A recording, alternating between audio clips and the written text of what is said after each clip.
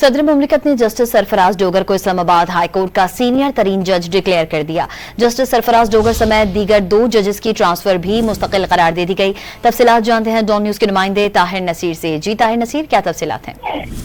जी बिल्कुल, देखिए ट्रांसफर होने वाले जजेस केस में बड़ी पेशरफ सामने आई है। सदर मुमलिकत ने इस्लामाबाद हाई कोर्ट के जजेस की सीनियरिटी लिस्ट जारी कर दी है। सीनियरिटी लिस्ट के मुताबिक ट्रांसफर होने वाले जस्टिस सरफराज डोगर सीनियर तरीन जज होंगे।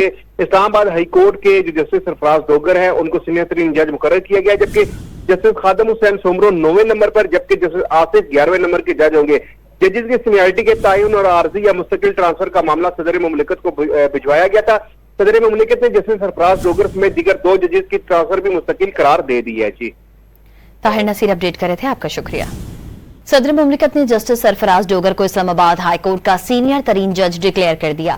जस्टिस सरफराज डोगर समेत दीगर 2 जजेस की ट्रांसफर भी मुस्तकिल करार दे दी गई। तफसीलात जानते हैं डॉन न्यूज के नुमाइंदे ताहिर नसीर से। जी ताहिर नसीर, क्या तफसीलात हैं?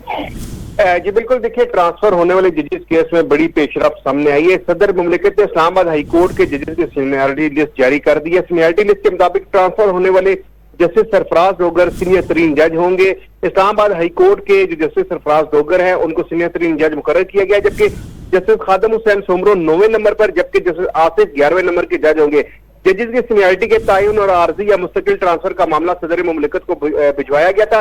सदर मुमलिकत ने जस्टिस सरफराज डोगर समेत दीगर 2 जजेस की ट्रांसफर भी मुस्तकिल करार दे दी है। जी ताहिर नसीर अपडेट करे थे, आपका शुक्रिया।